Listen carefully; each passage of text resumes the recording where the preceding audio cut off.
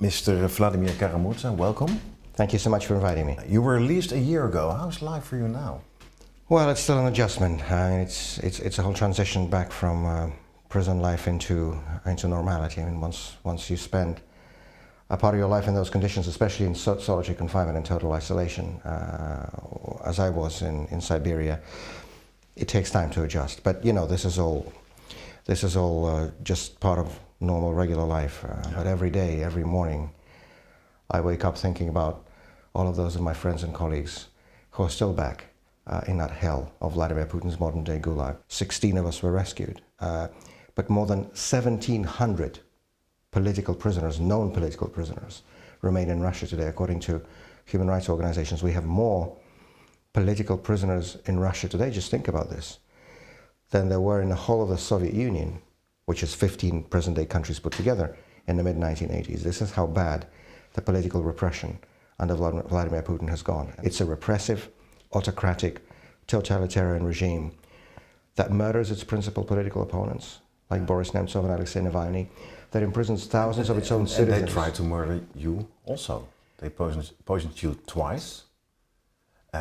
When you wake up from your coma, you could do hardly anything. How is your condition right now?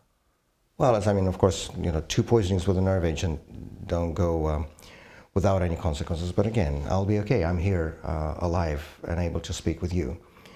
My closest friend, Boris Nemtsov, who was the principal leader, the most prominent, the most effective leader of the democratic opposition to Vladimir Putin, was murdered, assassinated, gunned down, literally on a bridge in front of the Kremlin 10 years ago on what I have absolutely no doubt were Vladimir Putin's personal waters. Just last year, Aleksej Navalny, another prominent political opponent of the Kremlin, an anti-corruption campaigner, was killed, poisoned to death in an Arctic Circle prison. Are there still opposition leaders left in Russia? I don't think the term opposition even applies. You know, the word opposition, to me, comes from democratic societies, because members of the opposition, they sit in parliaments, they debate in television studios, they take part in elections. So I think perhaps, given the reality of Putin's Russia today, perhaps the word dissidents would be more appropriate than the term opposition, the same word that was used back in the Soviet time. You were kept in isolation. At a certain moment they came to you and they asked you in exchange for a written apology to get you out of isolation for treason to Putin. What did you write? Well, it all happened in one day, actually. I was sitting in my cell, my prison cell in Omsk, you know, a small 3x4 meter cubicle, alone, solitary confinement as always. And suddenly the prison security officer came into my cell with a prison guard, and they took me away and led me to some sort of an office. It was, you know, a small room. There was a desk, a chair, a large portrait of Vladimir Putin on the wall, and on the desk there was a blank piece of paper and a pen, and some sort of a pre-printed template. And it was a petition for pardon addressed to Vladimir Putin, in which I was supposed to admit my guilt, express remorse for what I'd done, and ask Mr. Putin to please pardon me.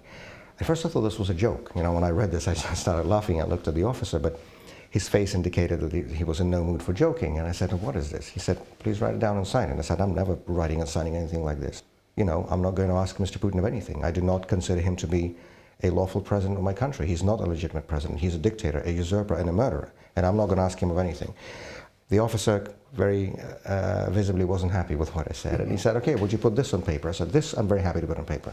But I understand you didn't want to apologize to Putin, but insulting him again, even though what you wrote down was right, feels like, for me, playing with your life. Was death a price you were willing to pay? I didn't insult anybody. Vladimir Putin is a murderer. Vladimir Putin is a usurper. Vladimir Putin is I think you're right, but for him, no, when you say an insult, if it was I was to curse at you or somebody, I mean, I don't consider it an insult when I say the things that I know to be true. I'm a Russian opposition politician. I think that what this regime is doing to my country is catastrophic. It's damaging. It's destroying the future and the interests, the real interests of Russia. It's destroying people. It's destroying people in our own country. It's destroying people in Ukraine. It's destroying peace and security all over the world. You know, if I'm not prepared to say all these things, then what's the point of me even being in politics? I believe the most important thing, you know, for a political leader to be able to do is to freely speak his or her mind and to show others by personal example. This is the only way you can do this. This is the reason I never left Russia, not after the poisonings, not after the full invasion of Ukraine. Because, you know, this regime, the Putin regime, rules by fear. Yeah, but are you fearless or reckless? No, of course not. No human being is fearless. Every human being has fear. This is natural. I mean, it's not normal not to. But, you know, this is what I chose to do in my life. It is very important for those of us who aspire to be political leaders to stand up and say, here we are not afraid, and you shouldn't be either. And this is the reason that many of my friends and colleagues in the Russian democratic opposition, myself included, that we chose not to leave Russia, because how could I call on my fellow Russian citizens to stand up and fight against the Putin dictatorship? It was all your conviction that a Russian politician has to be in Russia. Absolutely. How could I call on my fellow citizens to stand up to the Putin dictatorship if I didn't do it myself? Yeah. If I was too scared and run away? But now you're forced to live in the United States because of the prisoner swap. Do you think you can still make a difference in the fight against Putin? Absolutely. Again, this wasn't my choice to leave Russia. Nobody as much as asked us a question. They just, you know, herded us from the prison cell onto the bus, then on the plane, and threw us out of the country. And so in a sense, you know, after that prison exchange last year, things were easier for me than they were for some of my friends and colleagues who were on that same exchange, because a lot of my work had an international focus to begin with. And there are a lot of things that need to be done in this, especially, you know, when we see major Western countries, including the United States of America, essentially trying to conduct a policy of appeasement of Vladimir Putin, you know, trying to placate an aggressive, placate a dictator, trying to sort of water down. For me, that's a sidestep. You've seen Russia slide from a young democracy to an autocratic state. If you look around in the United States where you live now, do you see a similar process? I would certainly say that Donald Trump really wants to be like Vladimir Putin. I think they're very similar in terms of personalities, in terms of mindsets, in terms of the psychotype, if you will. I think Trump would love to have the same powers that Putin has. You know, no parliament, no elections, no checks and balances, no judiciary, no independent media. He would love to do this.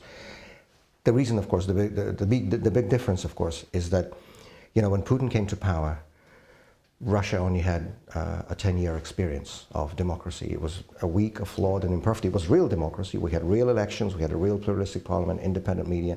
I remember, you know, growing up in Russia in the 90s, it was a free country. There was many problems, economic problems for sure, but it was a free country. But we only had, you know, just a decade of that freedom, just a decade of democracy. This was not enough, you know, to take root, and it was easy for Putin to destroy those institutions with a lot of passive acquiescence from our own society in Russia, because, you know, lots of people just focus on other things. You believe that the institutions in the United States are strong enough? America has 250 years of democratic traditions, it's not 10. And yes, I mean, it's not my place to comment on American politics, I'll leave it to them, but if you're asking about my opinion about the prospect for democracy, of course, yes, I have no doubt it will survive, just as I have absolutely no doubt that Russia will one day be a normal, civilized European democratic country. And is that day in the near future? I'm a historian by education, not just a politician, and the one clear lesson from Russian history is that major political changes in our country usually happen like this. Suddenly, swiftly, totally unexpectedly, both the Tsarist regime in 1917 and the communist regime in 1991 collapsed in 3 days, and I mean this literally, not a metaphor, and nobody saw it coming. This is how changes in Russia are going to come again. None of us knows when this is going to be. This could be in 5 years, this can be in 3 months. But the point is, and this goes back to your question of what I'm currently involved in my work now that I'm outside of Russia, it is very important to be ready for that moment. Because when that window of opportunity for democratic change in Russia opens, it's going to be short, it's going to be brief, it's going to be really quick. You will return right away? I will, of course, return right away, as will many of my friends and colleagues, the first moment, because we will have a long and difficult road ahead of us to restore Russia. You go also back to politics? Yeah, well, I never left it. Of course, now we don't have normal politics like you have in your country, but of course, once there's a free election in Russia, I will absolutely be a candidate in them. But I think what's also important, and this goes back to your question about the international work, it's also important not just for us in Russia to be ready for that moment of change. It's also important for the rest of Europe. It's also important for the free world, for the democratic world, because what happens in Russia affects everyone. As I think the whole world has seen the bad way in the last 3.5 years. For as long as Russia has an authoritarian and repressive regime, that does not respect the rights and freedoms of its own people, it is always going to be aggressive in international affairs. It's not going to respect the borders of its neighbors or the principles of international law. The best guarantee for long-term peace and security on the European continent is a democratic Russia. That is in our common interest, and that is a goal that I believe we should be working towards together. That's a clear message. Thank you so much for this interview. Thank you for the invitation. Bedankt voor het kijken. Vond je dit een goed gesprek? Vergeet dan niet te abonneren of te liken. Reageren in de comments kan natuurlijk ook. Oh ja, heb je dit al gezien? The attempt isn't to allow Palestinians to live freely and to have self-determination and right to think for themselves and act for themselves, but it is to always have this external foreign power dictating the way they live. And again, the recognition of a Palestinian state in the West Bank and Gaza has been recognized endlessly. But now we're at a new era